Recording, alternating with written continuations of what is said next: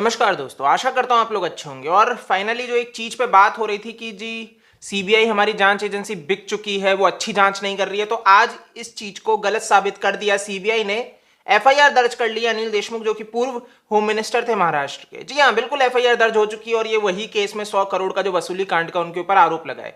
तो एक जो बात चल रही थी, बहुत से लोग बोल रहे थे सीबीआई कुछ नहीं करनी, बिक चुकी है, सिर्फ एक 15 दिन का नाटक होगा। तो अब उनके चेहरे पे करारा तमाचा पड़ चुका है, क्योंकि सीबीआई जा चुकी है एफआईआर दर्ज करने। और आज रेड भी पड़ी अनिल देशमुख के घर पे और अन्य स्थानों पे।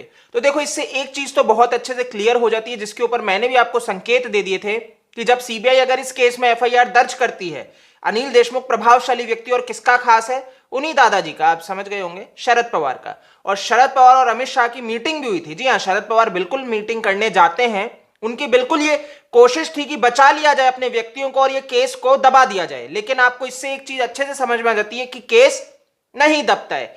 यहां पे मैंने आपको हर बार कहा, राजनीति गंदी चीज है, लेकिन अगर राजनीति में कुछ लोग ईमानदार बैठेंगे, अगर हमारे प्रधानमंत्री ईमानदार हैं, गृह मंत्री ईमानदार है, तो फिर चीजें क्या होंगी, दब नहीं पाएंगी, गलत रास्ते पे चल नहीं पाएंगे। तो ऐसा ही कुछ हमें यहां पे देखने को मिलता है कि सीबीआई आखिरकार जांच को आगे बढ़ाती है, एफआईआर करती है, और इवन उन्होंने अपना काम भी शुरू कर दिया है। अनिल देशमुख बुरे फंस चुके हैं, शरद पवार भी उनको अब नहीं बचा पाए। इन्होंने सोचा था बच जाएंगे, अब देखो क्या पूरा मामला रहा। सबसे पहले परमबीर सिंह उद्धव ठाकरे को चिट्ठी लिख के, देखो परमबीर सिंह उद्धव ठाकरे का करीबी व्यक्ति था, खास व्यक्ति था, चहेता था, वो व्यक्ति चिट्ठी लिखता है और अनिल देशमुख पे आरोप लगाता है। अब ये सारी चीजें चल रही है, अनिल देशमुख पे आरोप लगाए जा रहे हैं, और अनिल देशमुख के ऊपर सचिन वाजे भी एक चिट्ठी लिख के आरोप लगाते हैं। तो सीबीआई ने दोनों से पूछताछ की और दोनों आरोपों में बताते हैं कि भाई खास जो व्यक्ति है पीए, वो भी वहां पे उपस्थित थे, उनसे पूछताछ की गई।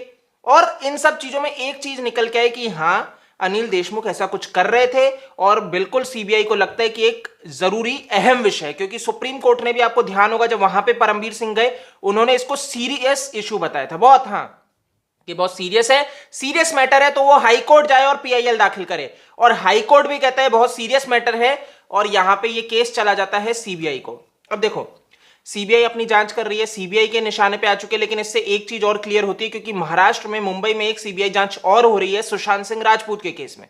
मैंने आपको एक चीज और इशारा कर दिया था, अगर आप ये कहते हो सीबीआई बिक चुकी है, सीबीआई प्रभावशाली लोगों को बचा रही है इसलिए वो बिक चुकी है, तो अनिल देशमुख को यहां पे क्लियरली बचा लेती, क्योंकि सीबीआई के पास टाइम था, वो बोल सकता था हमें नहीं लगता अनिल देशमुख के खिलाफ सबूत है, हमें नहीं लगता कि ये भाई परमबीर सिंह जो आरोप लगा रहे हैं, तो ये सब यहां पे खारिज हो जाता है। लेकिन सीबीआई एफआईआर दर्ज कर लेती है। और दोस्तों, सिर्फ इतना ही नहीं है, अभी तो ये भी सुनने में आ रहा है कि हो सकता है अनिल देशमुख आज गिरफ्तार भी कर लिए जाए सीबीआई के द्वारा, क्योंकि उनके खिलाफ काफी अहम सबूत मिल चुके हैं, और जिस तरह से आज उनके घर पर रेड मारी गई, तो उसके बाद ये बुरे फंस चुके हैं।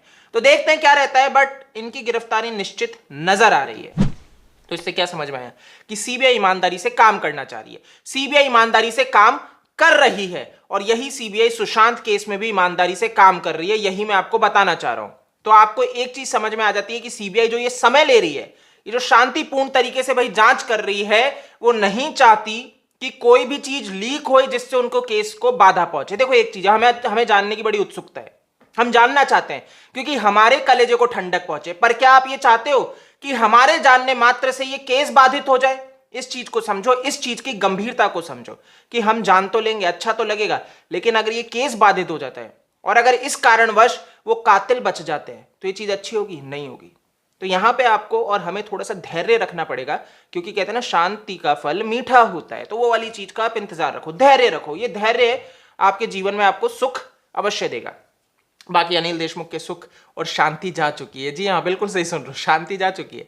अब महाराष्ट्र सरकार के ऊपर आए दिन नए नए तूफान आ रहे हैं। जी हाँ, वो नए नए जब भी सो के उठते होंगे, उनकी मुश्किलें, दिक्कतें बढ़ जाती है। और यहां पे आप जिस तरीके से जानते हो, परमबीर सिंह जिसने चिट्ठी लिखी थी, उसके ऊपर भाई महाराष्ट्र सरकार ने इंक्वायरी बैठा दी है, जांच हो रही है। एक जांच और बैठा दी, अभी तक चल रही थी भाई, जो इन्होंने ये चिट्ठी लिखी, इनके ऊपर जो आरोप लगाए गए, सारी चीजों पर जांच हो रही थी। दूसरी जांच इस पे बैठ गई कि भाई एक सस्पेंडेड जो कॉप थे, जिन्होंने आरोप लगाया था, जिसको परमबीर सिंह ने सस्पेंड किया था 2019 में, वो तब उन्होंने एक चिट्ठी लिखी थी और उसमें कहा था कि परमबीर सिंह के जो कनेक्शन है वो अंडरवर्ल्ड तक है।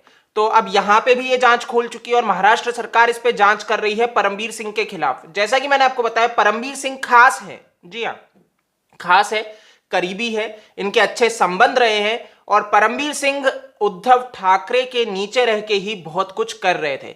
लेकिन आज यही सरकार इसके ऊपर जांच बैठा देती है, तो ये चीज आपको बहुत क्लियरली समझ में आती है कि शरद पवार यहां पे अहम भूमिका निभा रहे।